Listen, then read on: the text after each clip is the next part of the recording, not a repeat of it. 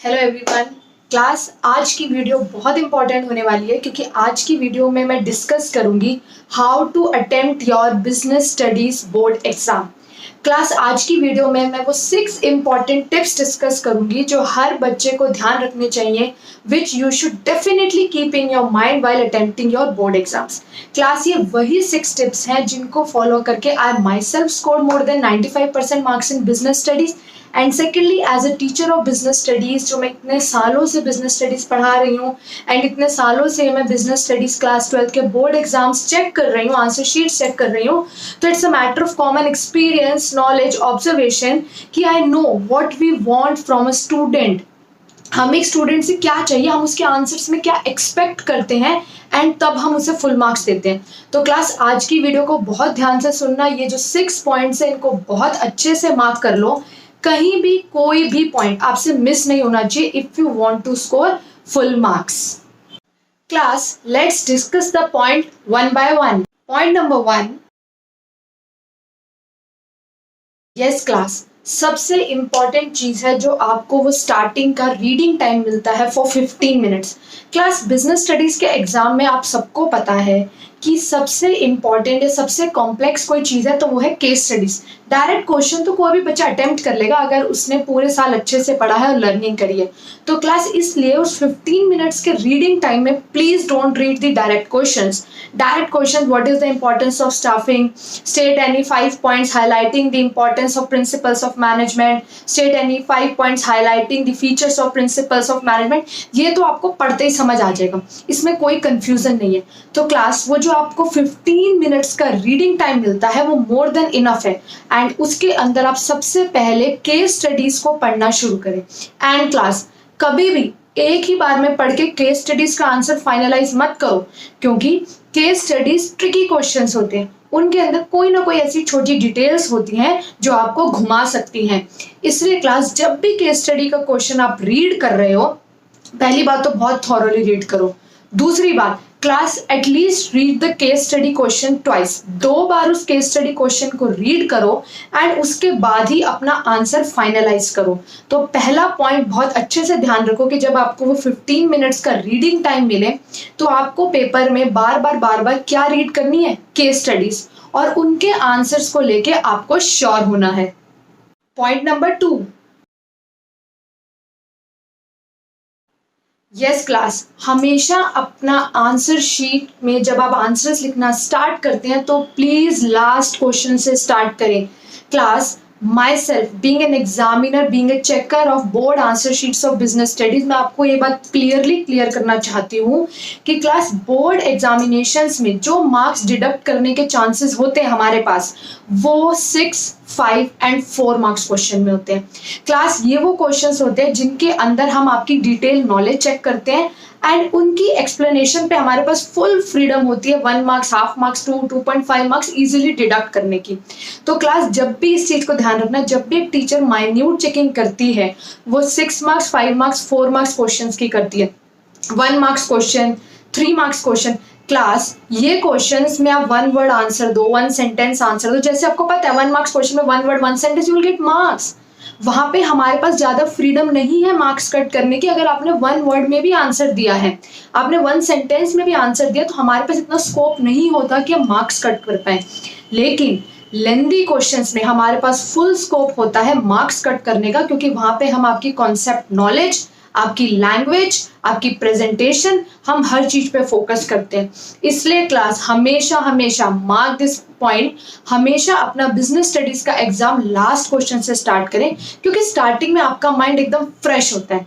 आप बहुत अच्छे से अपने लास्ट के क्वेश्चन 6, 5 मार्क्स, 4 मार्क्स के क्वेश्चन को बहुत अच्छे से टीचर के सामने प्रेजेंट कर सकते हैं and that's what we need. Point number 3,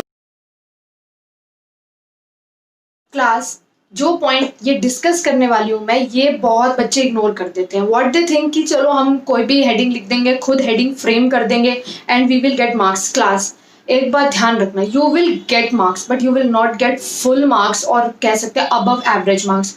class हमेशा जो हेडिंग्स हैं आप वो हेडिंग्स लिखें जो एनसीईआरटी में ऑलरेडी मेंशन है। अगर आपको क्वेश्चन आता है सपोज कि write the nature of principles of management या explain the points highlighting the nature of principles of management. तो क्लास आप वही हेडिंग लिखें जो एनसीईआरटी के number 1 universal applicability mainly behavioural. तो जब आप एनसीईआरटी की हेडिंग्स मेंशन करते हैं क्लास, तो it create a very good impression on the teacher. Class हम बहुत सारे टीचर्स एक साथ मिलकर एग्जाम चेक करते हैं, वी ऑल्सो डिस्कस समटाइम। तो क्लास हम उसी बच्चे को 70 प्लस 75 प्लस आउट ऑफ 80 देते हैं जिसने through out the answers, through out the complete answer sheet NCERT headings use करी हो। ये गलती से भी मत सोचना कि यार एनसीईआरटी हेडिंग से क्या फर्क पड़ता, हम खुद लिखते हैं। देखो ये कोई कंप्यूटराइज चेकिंग नहीं है, ये ह्यूमन चेकिंग है। ह्यूमन चेकिंग होने से हम भी कहीं एज्यूम करते हैं यार इस बच्चे ने एनसीईआरटी की हेडिंग्स लिखी, यानी उसने जरूर एनसीईआरटी को फॉलो किया है एंड उसने बहुत थॉरो स्टडी करी है पूरे साल।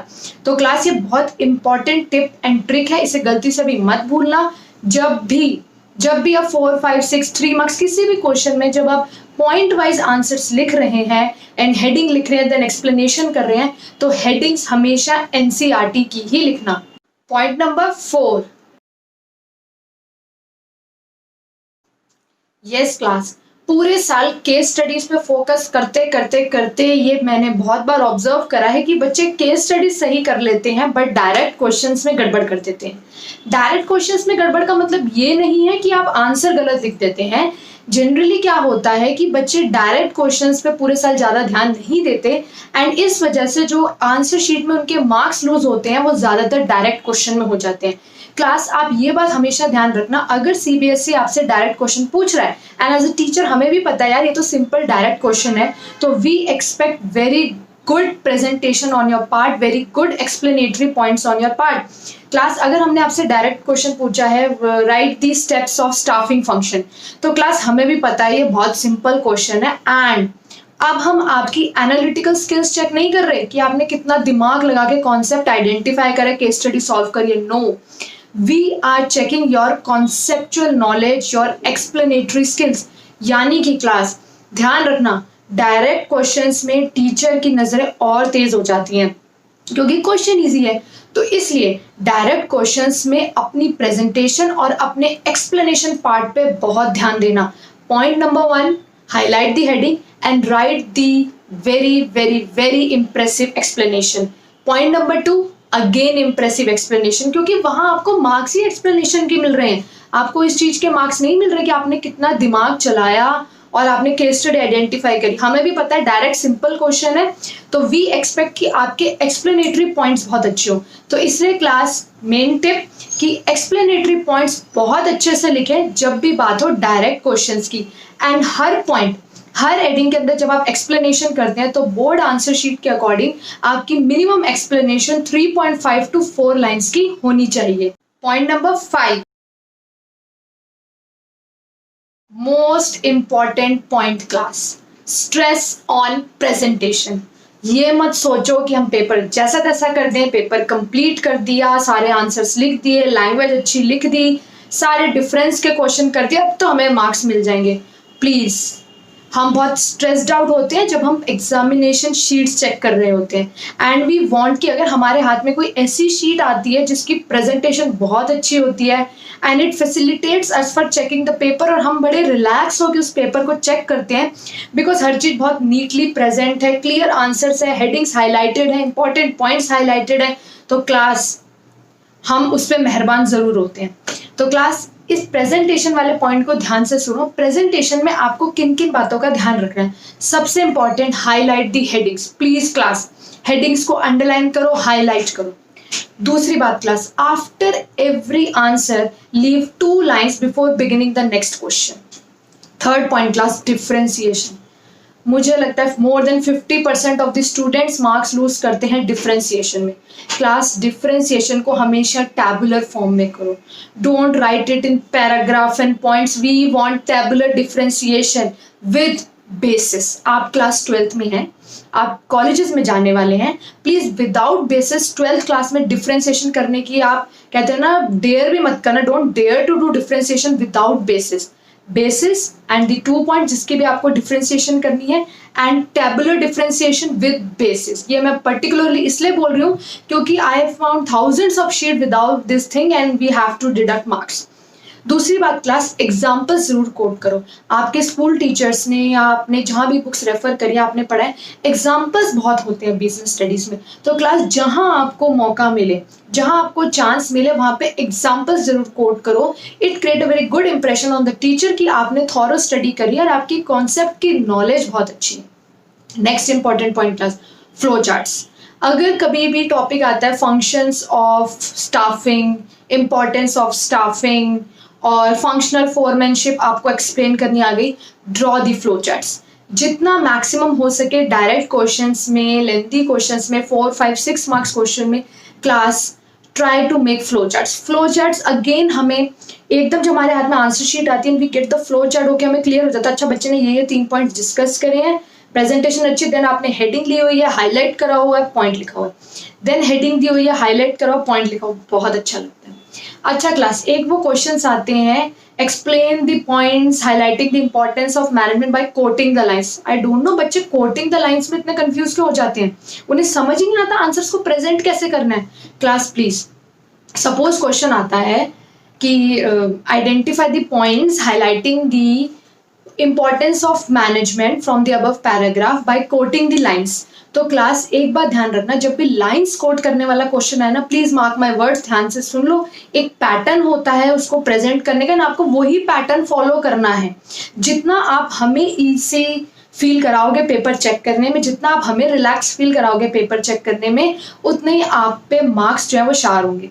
तो क्लास लाइंस कोट करने वाले क्वेश्चन में आपको क्या करना है, सपोज आपको मैनेजमेंट की इंपॉर्टेंस का एक पॉइंट दिखा, ठीक है, आप उस पॉइंट की हेडिंग लिखो पहले, राइट दी हेडिंग फर्स्ट, उसके बाद आप उसकी लाइन कोट करो। प्लीज पहले लाइन कोट करके फिर हेडिंग मत लिखो, ये हमारे लिए बहुत कंफ्यूजिंग हो जाता है। पहले आप पॉइंट आइडेंटिफाई करो, for example management increases efficiency, तो पहले आप हेडिंग लिखो मैनेजमेंट इंक्रीजेस एफिशिएंसी, ताकि हमें क्लियर हो जाए अच्छा बच्चे ने पॉइंट आइडेंटिफाई कर लिया। देन उसके नीचे उसकी लाइन कोट जो आपने करी उसे इन्वर्टेड कॉमर्स में लिखो कि हमें पता चल जाए it is not a part of explanation, ये आपने लाइन कोट की है। उसके बाद अगर आप पॉइंट एक्सप्लेन करना चाहते हो तो leave one line and then explain the point. तो क्या सीरीज हुई, heading, line and then explanation. तो class gist of this point is this, इस पॉइंट पे मैंने सबसे ज्यादा टाइम क्यों लगाया है, क्योंकि प्रेजेंटेशन इंपॉर्टेंट है। Highlight the headings, differentiation in tabular form with basis, please write examples, draw flow chart and quoting of lines वाले क्वेश्चंस तो बहुत ध्यान से करें। Point number 6, last but not the least,